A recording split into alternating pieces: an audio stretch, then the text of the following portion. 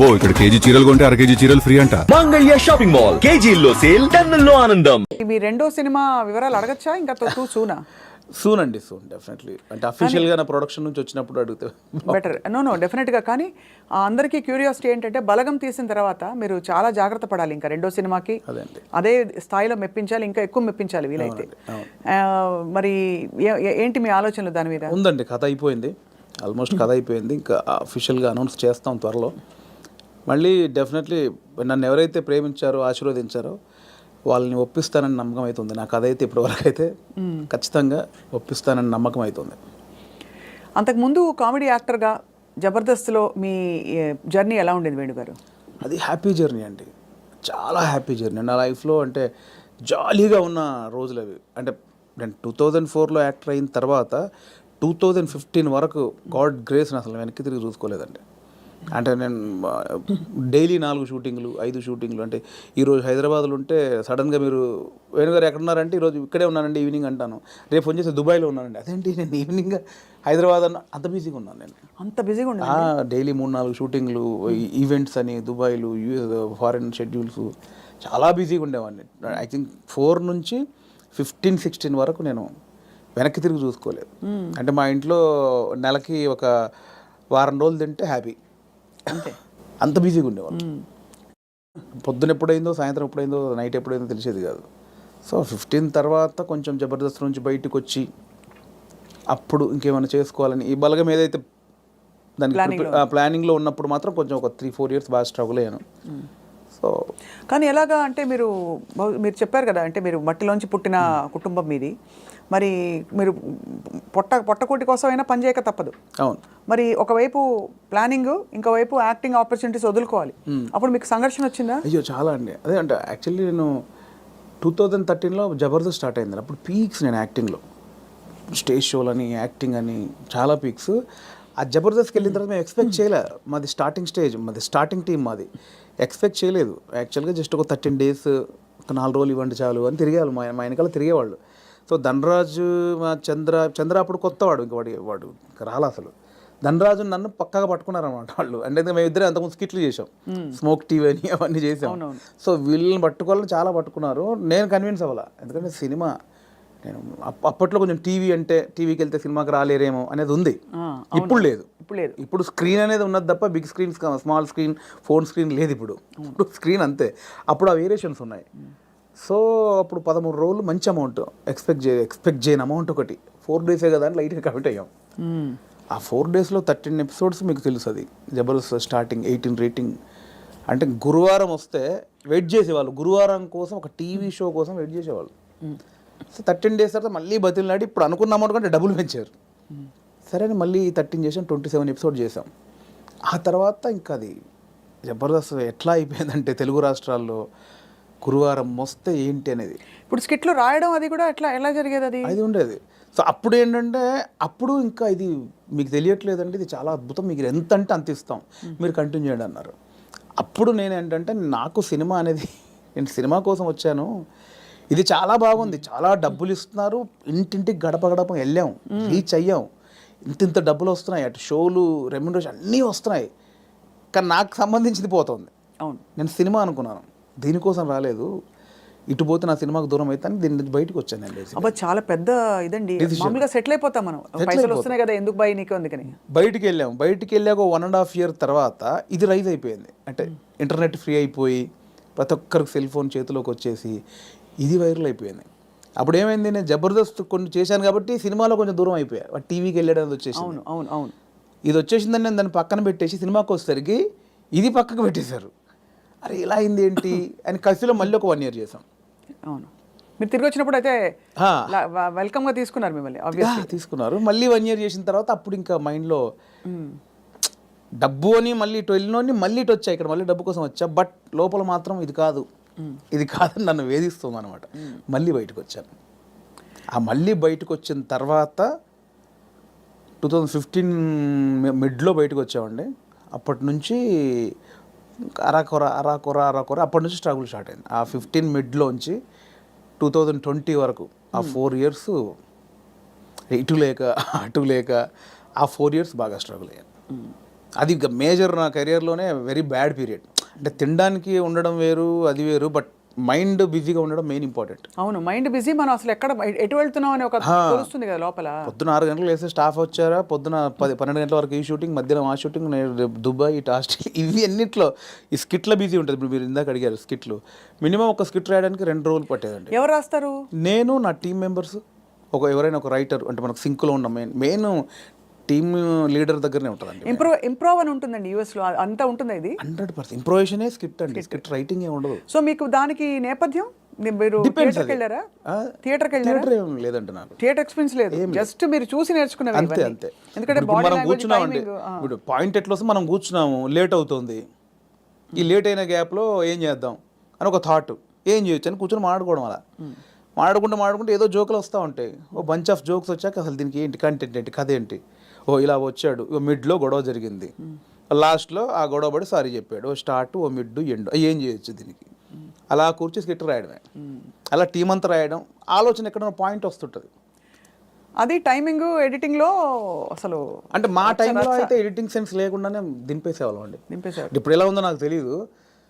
నా ధనరాజ్ కానీ, నేను కానీ, అప్పుడు రాఘవ్ గారు కానీ, చంద్ర కానీ, అంటే అప్పుడు ఇప్పుడంటే పాపం వాళ్ళు జబర్దస్త్ వాళ్ళకి ఇప్పుడు వాళ్ళకి ఏమైందంటే కొన్ని వేల పాయింట్లు టచ్ చేశారండి. అవును, ఎన్ని స్కిట్లు అయి ఉంటాయి, కొన్ని వేల స్కిట్లు అయి ఉంటాయి, వేల పాయింట్లు టచ్ చేశారు. ఇంకేం చేయాలో అర్థం కాక వాళ్ళకి. అవును. అప్పుడు మేము కొత్త కాబట్టి మాకు అన్ని కొత్తయే, ఆల్ పాయింట్స్. ఇప్పుడు అత్తా కోడళ్ళు ఓ 100 పాయింట్లు ఉంటాయి, అప్పుడు మాకు అవన్నీ కొత్త. ఇప్పుడు అత్తా కోడలు చేయమంటే ఏది చేసినా కూడా ఆల్రెడీ చేసినట్టే ఉంటుంది.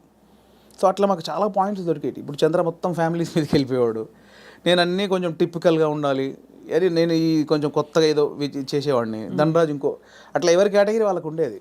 సో అప్పుడు పోటాపోటీ బాగా చేసాము. సో ఆ 15 నుంచి బయటకు వచ్చాక అంత మంచి రెమ్యునరేషన్స్ కానీ, ఈవెంట్స్ కానీ, మీకు తెలుసు ఈవెంట్స్ ద్వారా మంచి ఆర్టిస్టులకు మంచి ఆదాయం ఉంటుంది, చాలా బాగుంటుంది. అదే కదా. సో అటు ఇటు మిస్ అయ్యి ఈ 15 నుంచి 20 వరకు నేను దాదాపు మీరు ఎక్స్పెక్ట్ చేయలేని అమౌంట్ మిస్ అయిపోయాను. సో ఆ లోపల అది ఉంటుంది, అది బాధ అనమాట, తిండికి బాధ కాదు. అనవసరంగా దాంట్లోంచి బయటకు వచ్చావు, ఇప్పుడు ఇంత పోయింది, ఇప్పుడు ఇది లేదు అది లేదు. ఇప్పుడు మన బతుకులకి నువ్వు వచ్చిన నేపథ్యానికి అది చాలా పెద్ద అమౌంట్. దాన్ని మిస్ అయిపోయామే, తప్పు చేసామా, ఒప్పు చేసామా, అనవసరంగా సినిమాని ఓ పెద్ద బిల్డప్ ఇచ్చుకొని బయటకు వచ్చావు, ఇక్కడ ఇది లేదు, అక్కడ అంతా సాలిడ్ అమౌంట్ మిస్ అయిపోయి ఏంట్రా తప్పు చేసామనే గిల్ట్ ఒకటి ఉంటుంది చూసారా, ఆ గిల్ట్ ఎక్కువ పోయాను అనమాట. అవును, లక్షల సంపాదన వదులుకోవడం అంటే ఈజీ విషయం కాదు. అండ్ ఇప్పుడు పొద్దున్న లేవగానే ఇంకొకటి అండి, ఒక బిజీ పర్సన్ మీరు ఉన్నారు స్వప్న గారు అంటే, మీరు ఇంకా మిమ్మల్ని కట్టేసినా కూడా మీరు ఆగలేరు, ఎందుకంటే మనకి అంత ఉంది, అంత పని చేసేవాళ్ళు పొద్దున్న లేవగానే మనం ఏం పని లేదంటే ఎలా ఉంటుంది. అదే బిగ్గెస్ట్ కామెడీ స్కిట్లా ఉంటుంది. అంతే, అది దానంత నరకం ఉండదు. పొద్దున్న లేవగానే ఆ స్కిట్, షూటింగ్, అట్ట ఇట్ట మైండ్ అలా పెట్టే మైండ్కి ఏమీ లేదంటే అది దానంత నరకం ఇంకోటి ఉండదు. అలా ఒక 3 సంవత్సరాలు ఫేస్ చేసిన తర్వాత ఆ ఫ్రస్ట్రేషన్లోంచి వచ్చిన ఐడియానే బలగం. అంటే ఇన్ని రాసాము, నేను చాలా సినిమాలకు, అంటే చాలా సినిమాలు కాదండి, నా ఫ్రెండ్స్ డైరెక్ట్ చేస్తా ఉంటే వాళ్ళకు నేను సబ్జెక్ట్లో కూర్చునేవాడిని, కామెడీ ట్రాక్స్ రాసి ఇచ్చేవాడిని. అండ్ సినిమాలో మేము కామెడీ సినిమా షూటింగ్ చేస్తూ ఉంటే ఏదైనా మనం ఇంప్రూవ్ చేసిన పంచ్ ఉంటుంది, అది స్క్రీన్లో చూస్తే పేలింది అంటే నాకు ఆలోచించే ఉంది. ఇప్పుడు స్కిట్లు నేను ఆల్మోస్ట్ 100 స్కిట్లు రాసా, వర్కౌట్ అయినా చాలా, అంటే నా ఆలోచన నుంచి పుట్టినాయి కదా. సో నాకు నేను ఎందుకు చేసుకోకూడదు, అంటే ఎప్పుడో ఒక అవకాశం ఒకరు ఇస్తారు, డెఫినెట్లీ అందరు ఇస్తేనే ఇక్కడ దాకా వచ్చాను. బట్ ఇప్పుడు ఇంత మనకు ఒక నాలెడ్జ్ వచ్చిన తర్వాత కూడా వెయిట్ చేయడం ఎందుకు అనేది ఆ 3 సంవత్సరాలు వచ్చిన ఇది. అక్కడ సరే నేనే హీరోగా చేసుకుందాం, నేనే రాసుకుందాం, నాకు ఒక కథ రాసుకుందాం, నన్నే ఇలా ప్రజెంట్ చేసుకుంటే దాన్ని చూసి వేషాలు వస్తాయి మళ్ళీ అనే దాంట్లో నేనే ఒక పాయింట్ అనుకుందామని స్టార్ట్ చేసిన జర్నీ. ఒక 3-4 పాయింట్లు అనుకొని అవన్నీ రెగ్యులర్గా ఉన్నాయి. ఇలా అయితే నన్ను ఎందుకు చూస్తారు, చాలామంది అలా వస్తున్నారు కదా, నన్ను చూడాలంటే మళ్ళీ నేను కొంచెం బ్యాక్వర్డ్ అయి ఉన్నాను, ఇప్పుడు నన్ను కొత్తగా చూడాలి, కంప్లీట్ ఆపోజిట్గా చూడాలి, అది ఏం చేయొచ్చు, చాలా సాహసోపేతమైన అది. అలా ఏం చేయొచ్చు అన్న పుట్టినప్పుడు థాటే ఒక చావులో ఎలా ఉంటుంది అంటే, నేను మా నాన్న జరిగిపోయినప్పుడు ఉన్న సిచ్యువేషన్స్ అన్నీ ఫనీగా చూసాను, ముందు ఎమోషన్ కాదు అది, ముందు ఫనీగా చూశాను. అంటే ఇప్పుడు తెలంగాణలో ఏంటంటే చేదునూరు అని ఉంటుంది, అంటే చుట్టం చూపు వాడు వచ్చినప్పుడు వాళ్ళని ఓదార్చిన తర్వాత చేదునూరు అనేది ఉంటుంది. అంటే ఇంత మందు తీసుకొచ్చి, ఇంత చికెన్ మటన్ తీసుకొచ్చి నా వంతుగా నీకు ఒక భరోసా ఇచ్చి, నీ బాధని తొలగించి ఈ వచ్చిన వాళ్ళు ఇస్తారు.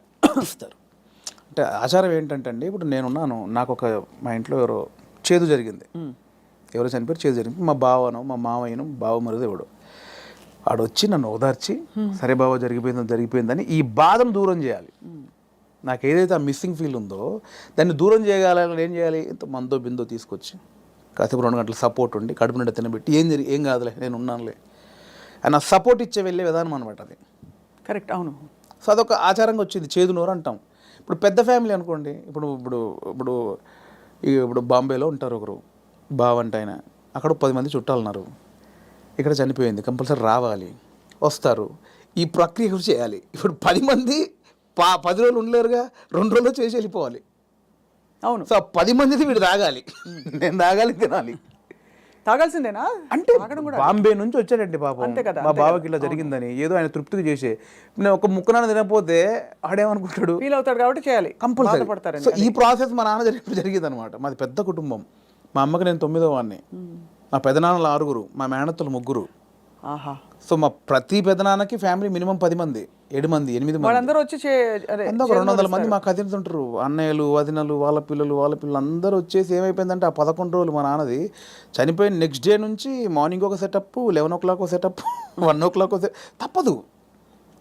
దీనిలో ఏం జరుగుద్ది, ఇప్పుడు నేనున్నాను, మీరు వచ్చారు, రాగానే సరే బావ ఇలా జరిగిందంటే సరే కూర్చో తాగదు అంటే కాదు కదా, మీరు అడుగుతారు ఎలా జరిగింది బావ ఏంటి అంటే నేను చెప్పాలి, నేను ఇలా ఉన్నట్టు నాన్న చూస్తూ అని ఏడవాలి.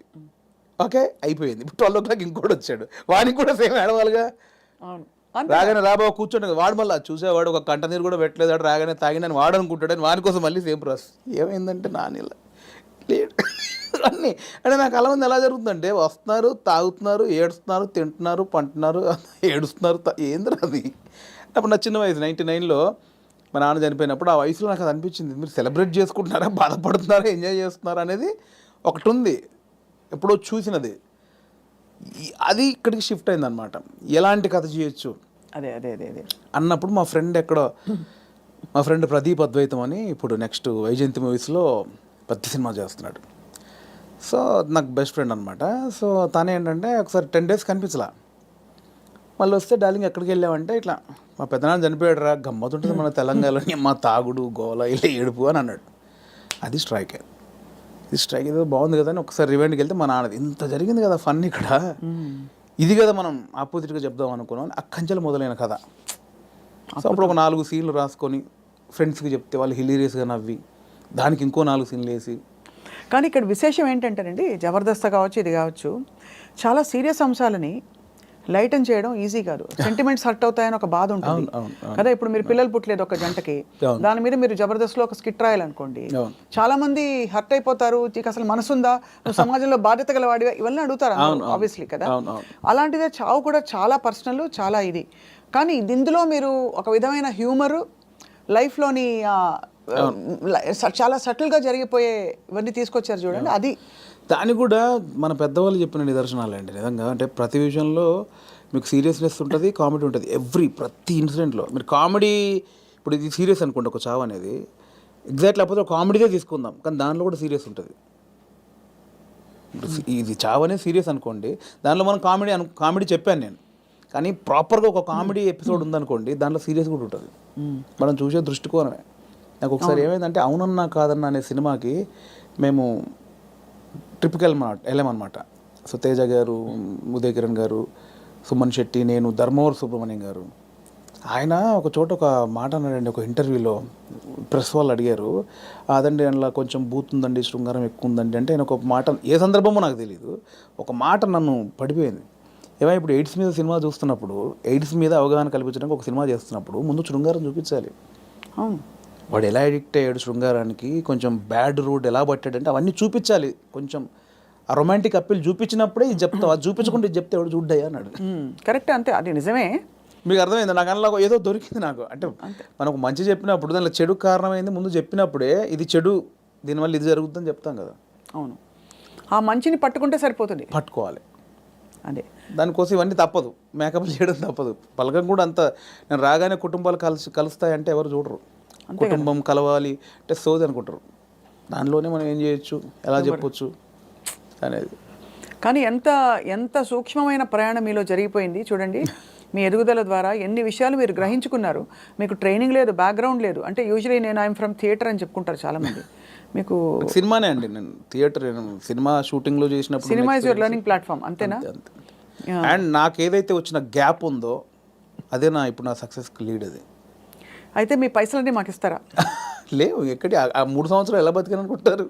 అంటే ఇప్పుడున్న పైసలు ఇచ్చేస్తే మాకు, అప్పుడు మళ్ళీ మీరు కూర్చుని 3 సంవత్సరాలు ఆలోచిస్తే 3 సంవత్సరాలు కాదు, ఈసారి మీకు 3 నెలలు ఇస్తున్నాం టైం. అంటే దేవుడు ఒకటి ఉంటుందండి, దేవుడు ఒకటిసారి ఇస్తాడు అనమాట. అస్తమానం అదే అంటే ఇవ్వడు, ఉన్నే లాక్కని బయలుదేరి అంటాడు. ఒకటేసారి ఇచ్చాడు, ఇక దాన్ని జాగ్రత్త పడాలి. మళ్ళీ 3 సంవత్సరాల గ్యాప్ ఉంటే రాదు ఇప్పుడు, అంతే కదా, రానివ్వరు కూడా. ఇప్పుడు ఇంకా మీరు ఇంకా మిమ్మల్ని తీసుకెళ్ళి జీవితం పెట్టేశాను అక్కడ ఫిల్మ్ ఫేర్. అంటే మీరు ఎంత కోల్పోయి you got the lady home. అంతే కదా, అందుకే నేను లేడీ అంటే తెలుసు కదా, అవును, చాలా బ్లాక్ లేడీ తెలుసు, చాలా మంది తెలుసు. సరే, బ్లాక్ లేడీని తీసుకొచ్చుకున్నారు. బ్లాక్ అదే ఆ మెట్లు ఎక్కుతున్నప్పుడు కానీ, అది చేతిలో ఉన్నప్పుడు కానీ, నేను అంటే చాలా ఇంటర్వ్యూలో మాట్లాడడం మనకు భయమే, బేసికల్గా స్టేజ్ మీదకి వెళ్ళి మాట్లాడాలంటే. కానీ ఆ రోజు ఎందుకో చిన్న లోపల షివర్ అయిపోతూ, నమ్మలేని విషయం కదండి. ఎవరికి అంకితం ఇచ్చారు, ఏమైనా చెప్పారు అట్లాంటివన్నా? అంకితం లేదండి, అంటే ఇది అంకితం ఇవ్వాలంటే తెలుగు ప్రేక్షకులు ఇవ్వచ్చు, అది అంతే, తెలుగు ప్రేక్షకులకు ఇవ్వచ్చు, అండ్ నా వైఫ్కి ఇవ్వచ్చు. ఎప్పుడు పెళ్ళైంది వేణుగారు మీకు? నాకు 2009, అంటే బిఫోర్ జబర్దస్త్. బిఫోర్ జబర్దస్త్. మీ పెళ్ళైన తర్వాత మీ లైఫ్ జబర్దస్త్గా మారింది, అంతేనా? ఇందులో 2 అర్థాలు ఉన్నాయి. అందరికీ అంటే మారింది. మేడం గారు పాప నన్ను చూసి తిట్టుకుంటారేమో. మేడం గారికి కంగ్రాచులేషన్స్ చెప్తున్నాను. మీ వైఫ్ పేరండి? శ్రీలత. శ్రీలత గారికి కంగ్రాచులేషన్స్, మీ వారు సాధించి ఛేదించి చూపించారు. అది డెఫినెట్లీ నా వైఫ్ సపోర్ట్ 101% ఉందండి. ఈ 5 years జర్నీలో నేను ఏది పట్టించుకోలేదు, బేసిక్గా. అవునా? ఏది పట్టించుకోలేదు ఇన్ సెన్స్, అంటే డబ్బు ఉండగానే అన్ని కాదు. ఇది ఒక్కటి కట్ చేసి మేము thumbnail పెడితే ఏముంటుంది? మా వైఫ్ నన్ను ఈ 5 ఏళ్లలో అస్సలు పట్టించుకోలేదు. మీరు ఏదైనా పెట్టొచ్చండి, నేను అడిగింది మీరు పెట్టరు, నేను వద్దన్నది మీరు ఆపరు. జోక్ నాకు అంటే మిమ్మల్ని చూస్తే మా అందరికి జబర్దస్త్ స్ఫూర్తి వచ్చేస్తుంది అనమాట. నా వైఫ్ సపోర్ట్ 100% ఉంది. తను నాకు ఎక్కువ బర్డెన్ ఇవ్వలేదు, పిల్లల విషయంలో కానీ ఫ్యామిలీ విషయంలో కానీ. నన్ను అర్థం చేసుకుంది బాబు. చాలా అవసరం కదండి ఎందుకంటే ఏ సినిమాలు అంటావేంటి, ఉద్యోగం చేసుకోక అని అనే వైఫ్స్ ఉంటారు, లేదు వచ్చిన పని చేసుకోవచ్చు కదా అని అనేవాళ్ళు ఉంటారు. అంటే ఈ మ్యూజిక్ సినిమా ఫీల్డ్ మీకు తెలుసు, నిద్ర పట్టదండి బేసిక్గా. 11 అవుద్ది, 12 అవుద్ది, సినిమాలు చూస్తూ ఉంటాం, కళ్ళు స్ట్రెయిన్ అయిపోతుంటాయి, బెడ్ మీద పడుకుంటాం, అలా అయిపోతాయి కళ్ళు. అలా ఏదో మనకు పోలీసులు టార్చర్ చేస్తే అలా పెడతారు చూడండి, ఇప్పుడు పీపుల్స్ ఎన్కౌంటర్ సంథింగ్ సినిమాలో అలా పెడతారు, అలా అయిపోతాయండి. పట్టదు నిద్ర. అంటే ఎలా ఇది ఎట్లా ఏం చేయాలి, ఇది ఓకే అవుద్దా కాదా, నెక్స్ట్ పాయింట్కి వెళ్దామా, కానీ మళ్ళీ కూర్చుంటాం, మళ్ళీ ఏదో సినిమా పెడతాం, మళ్ళీ ఏదో చేస్తాం, అవ్వదు. అలా 5-6 అయిపోతాయి. అట్లేదండి, మళ్ళీ సినిమా చూద్దాం, దొరకవు సినిమాలు, దొరకవు. అవును, సరే మనకు సంబంధించిన సినిమా ఎంతసేపు చూస్తావు, ఎంతసేపు నీ నెక్స్ట్ కథ కొంచెం నవ్వుకోవడానికి ఒక సినిమా చూస్తాం, ఏదో పెడతాం, ఇది కాదు మళ్ళీ అది పెడతాం, ఇది కాదు ఇంకోటి ఏదో వెబ్ సిరీస్, ఇది కాదు బుక్ పడతాం. అంటే నాకు తెలిసి ఇప్పుడు అనుభవిస్తుంది కదండి, మేబీ 2-3 సినిమాలు చేసిన తర్వాత మైండ్ సెట్ అయిద్దేమో మేబీ. దీన్ని అంటే వర్కే లైఫే అనేది నాకు తెలిసి కొంచెం ఎక్స్పీరియన్స్ తర్వాత నాకు అలవాటు అవుతాం. ఇప్పుడేమో ఎంతసేపు ఇంత ప్రేమించారు, ఇంత గౌరవించారు, మంచిది చెప్పాలి, చెప్పకపోతే గౌరవం పోద్దేమో. నువ్వు జెన్యూన్ ఫీలింగే, బట్ అంటే మీరు హ్యాండిల్ చేయాలి కదండి. అండ్ ఇప్పుడు నాకు అంతకుముందు యాక్టర్గా ఉన్నప్పుడు ఎలా ఉంటుందండి, పొద్దున్న స్టాఫ్ వస్తారు, చిన్న 7 o'clock వెళ్తాం, 8 o'clock లొకేషన్ వెళ్ళగానే కలర్ఫుల్గా దిగ్గానే యూనిట్ మొత్తం 200 మంది ఉంటారు, ఎవరెవరు యాక్టర్లు ఉన్నారు, చిన్న సరదాగా ఉంటుంది. క్యారవాన్కి వెళ్ళామా, రెడీ అయ్యామా, తృప్తిగా వచ్చామా, చేసామా, 6 అయిపోయిందా, కథం, ఈ షూటింగ్ అయిపోయింది ఇంటికి. ఇప్పుడు అలా కాదు కదండి, రూమ్లోనే పొద్దున్న లేస్తే ప్రాజెక్ట్ అయిపోయేంత వరకు సబ్జెక్ట్ క్లారిటీ ఉందా, ప్రొడ్యూసర్ ఏమంటాడు, హీరో ఏమంటాడు, ఇది మనం అనుకున్నది కరెక్ట్ వర్కౌట్ అవుతుందా, ఏమైనా డైల్యూట్ అవుతుందా, ఈ దాంట్లోనే అయిపోతుందండి ఎప్పుడు మైండ్. దీనివల్ల నాకు ఏమైందంటే డైరెక్టర్స్ మీద ఇప్పుడు విపరీతమైన రెస్పెక్ట్ వచ్చేసేది నాకు. అంతకుముందు ఏముంది, వీళ్ళు తీస్తారులేదు సినిమా, వీళ్ళు ఇంట్రా దీనికి ఎక్కువ చేస్తారు అనిపించేది. ఇప్పుడు అది భరించిన తర్వాత నాకు ప్రతి దర్శకుడి మీద రెస్పెక్ట్ వచ్చేసింది. మరి నాకు మొన్న ఎవరో ఒక కథ చెప్తానన్నయ్య, నీకు చిన్న మీరు ఇంపార్టెంట్ క్యారెక్టరు అంటే, నా దాంట్లో నెక్స్ట్ వీక్ అని 3 వారాలు తోసేసాను. తర్వాత పాపం అనిపించి వస్తానంటే, అన్న మీరు ఎక్కడ రమ్మంటారు, మీ ఆఫీస్కి రమ్మంటారా, లేదా కాఫీ షాప్లో కూర్చుంది, ఇవన్నీ అంటున్నాడు అతను. మీ ఆఫీస్ ఎక్కడ ఉందో చెప్పిన వస్తా. వద్దన్నా మీరు అలా అంటారండి, సారీ అని ఇబ్బంది పెట్టి, అదేం లేదు తమ్ముడు, అంటే నేను మీ ఆఫీస్కి వస్తానా, లేదా కాఫీ షాప్లో కూర్చుందా, నీ ఆఫీస్ చెప్పు, నీ ఆఫీసు నీ టేబుల్ ముందు నీ చైర్ ముందే కూర్చొని వింటాను, నాకు ఎక్కడొద్దని చెప్పా. ఎక్కడో సందులో చిన్న సినిమా, అక్కడికి వెళ్ళి కథని వచ్చా. ఎందుకంటే నాకు ఆ రెస్పెక్ట్ వచ్చేసింది. అది చిన్న సినిమానే పెద్ద సినిమా అయినా పాపం వాడు ఎంతో టైం పెట్టి ఒక ప్రొడ్యూసర్ని ఒప్పించి ఆ టీంని సెట్ చేసుకొని ఆ ప్రాసెస్ ఉంటుంది చూసారా, అది అనుభవించాను కాబట్టి నాకు రెస్పెక్ట్ వచ్చేసింది. సీరియస్లీ మోసేవాడికే తెలుసు అంటారు కదండి కాబట్టి అవును ఖచ్చితంగా. అది నొప్పి నాకు ఆఫ్టర్ డైరెక్ట్ అయ్యాక తెలిసింది నాకు. What an amazing me journey. ఎన్ని విషయాలు బట్ చాలా చిన్న వయసులో మీరు ఛాలెంజెస్, నాన్నగారు 99లో అవునవును చనిపోయారు కదా. అవును. తర్వాత ఎలా మీ కుటుంబ బాధ్యతలు, మీరు చాలా ఎంతమంది అన్నదమ్ములు? నాకు కుటుంబ బాధ్యతలు నాకు ఏం లేదు, ప్రాబ్లం ఏం లేదండి. యాక్చువల్గా నాన్న చనిపోయే వరకు అక్కల పెళ్ళిళ్ళని అయిపోయాయి. సో 2 అన్నలు ఉండేవాళ్ళు, చిన్న అన్నయ్య కూడా పెళ్ళి అయింది. నేను మా అమ్మ మార్కెట్లో కూరగాయల వ్యాపారం చేసేవాళ్ళం. సో నాకు బాధ్యతలు లేవు బేసిక్గా. కూరగాయల వ్యాపారం చేశారు, ఇంకా ఉందా లేదా? ఇప్పుడు లేదు, అమ్మతో లాస్ట్ అయిపోయింది. నాది లాస్ట్, నా తర్వాత అమ్మ కొన్ని రోజులు చేసిన తర్వాత. సో నాకు బాధ్యతలు లేవండి అసలు. అక్కడ ఒకటి టెన్షన్ లేకుండా ఉంది. బట్ నేను ఊర్లో ఉన్నప్పుడే డబ్బులు సంపాదించాను కూరగాయల వ్యాపారంలో. ఇండస్ట్రీకి వచ్చాక మాత్రం నేను ఇంటి దగ్గర డబ్బులు అడుక్కొని రాలా. నాకు చిన్నప్పటి నుంచి చేసి ఎవరిని అది లేదు. రెండోది ఒకరి కింద పని చేయడం కూడా ఇష్టం లేదు నాకు. అంటే ఊళ్ళో లోయర్ మిడిల్ క్లాస్లో జీతాలు ఉంటారు, బట్టల షాపులో కానీ కిరాణా కొట్లో కానీ. నేను ఎప్పుడు అలా లేను. కూరగాయల వ్యాపారం ఏంటంటే నా ఓన్ బిజినెస్ అది. అవును, నా ఓన్. అది 50 రూపాయలు వచ్చినా, నేను రోజుకి 50 రూపాయలు సంపాదించినా, 100 రూపాయలు సంపాదించిన నా ఓన్ బిజినెస్ అది. నేను ఒకరి కింద నేను జవాబుదారి కాదు నేను బేసిక్గా. అంటే ఏదన్నా నేను హాఫ్గా నాకు లీవ్ కావాలన్నా ఒకరిని అడిగి లీవ్ పెట్టుకునే అవసరం లేదు నాకు, నా ఓన్. సో అది అలవాటు అయిపోయింది. సో అక్కడి నుంచి ఆ డబ్బులు సంపాదించే ఇది వచ్చింది కాబట్టి హైదరాబాద్కి వచ్చాక ఇక్కడ స్టార్టింగ్ స్ట్రగుల్ పీరియడ్లో మనకు మెయింటెనెన్స్కి చాలా ప్రాబ్లమ్స్ ఉంటాయి. నేను ఇంటి దగ్గర అడుక్కోవడానికి నాకు మొహమాట అనమాట. మనమే సంపాదించాం, మనం అడిగేది ఏంటి అని. సో అడగకుండా ఉండడం కోసం అప్పుడప్పుడు ఊర్లోకి వెళ్ళి ఒక 10 రోజులు కూరగాయలు అమ్ముకొని 1000 రూపాయలు సంపాదించుకొని ఆ 1000 రూపాయలతో జాగ్రత్తగా ఒక 2-3 నెలలు ఉండి ఇక్కడ చాలా పడ్డానులేండి. చాలా ఇంటర్వ్యూలో చెప్పాము, చాలా స్ట్రగుల్స్ పడ్డాము స్టార్టింగ్లో. కాకపోతే ఆ ఊర్లో కూరగాయల వ్యాపారం, అక్కడ అనుభవం, ఆ 10 మందిలో తిరగడం. నేను మార్షల్ ఆర్ట్స్ చేశాను. నేను స్టేట్ లెవెల్ 2 టైమ్ ఛాంపియన్. నాకు 96లో సుమన్ గారి చేతుల మీద ఛాంపియన్షిప్ అందుకున్నాను నేను. సో ఆ మెచ్యూర్డ్ అయితే బెల్ట్ ఉందండి మీ దగ్గర? Brown belt holder. అప్పుడు షాओलिन కుంగ్ఫూలో నాకు ఒక 60-70 స్టూడెంట్స్. నేను కరీంనగర్లో 2nd ప్లేస్ కొట్టాను, కరీంనగర్లో 1st ప్లేస్ కొట్టాను. ఎన్ని రంగాలు మిమ్మల్ని పిలిచే చూడండి. కళ, క్రీడలు. అంటే కళకు అదే నాందండి కరాటే అనేది. అంటే ఊర్లో ఉన్న వాళ్ళకి ఇది కాదు మన లైఫ్. ఇట్లా నా ఫ్రెండ్స్ లాగా ఇక్కడే పవర్ లూమ్స్ నడుపుకుంటూ కూరగాయలు అమ్ముకుంటూ ఇలా కాదు, ఏదో ఉంది అని. ఆ ఉన్న దాంట్లో చేయగలిగింది ఏంటి, ఏదో కరాటే నేర్పుతున్నారని అక్కడికి వెళ్తే అక్కడ టోర్నమెంట్లు, వేరే ప్రపంచం చూశాను నేను అక్కడ. అవును, చూసి దాంట్లో ఫ్యూచర్ లేదనిపించింది. అంటే ఫినాన్షియల్గా కానీ పేరు ప్రఖ్యాతులుగా కానీ దాంట్లో కొంచెం లేదు. నెక్స్ట్ ఏంటి, అక్కడ ఉన్నప్పుడు మన కూరగాయల మార్కెట్లో ఉన్నప్పుడు నేను మాట్లాడే మాటలు విని, నేను వేసే జోకులు కానీ పంచులు కానీ విని అందరు నన్ను బాబు మోహన్ బామ్మర్ది అనేవాళ్ళు. సో అక్కడ చాలామంది సినిమా యాక్టర్ తెలియకుండా ఒకటి నాటు పడిపోయింది. స్కూల్లో మనం మాటలకి, అంటే నేను కామెడీ చేస్తాను వాళ్ళకి తెలుసు, నాకు తెలియదు అది కామెడీని.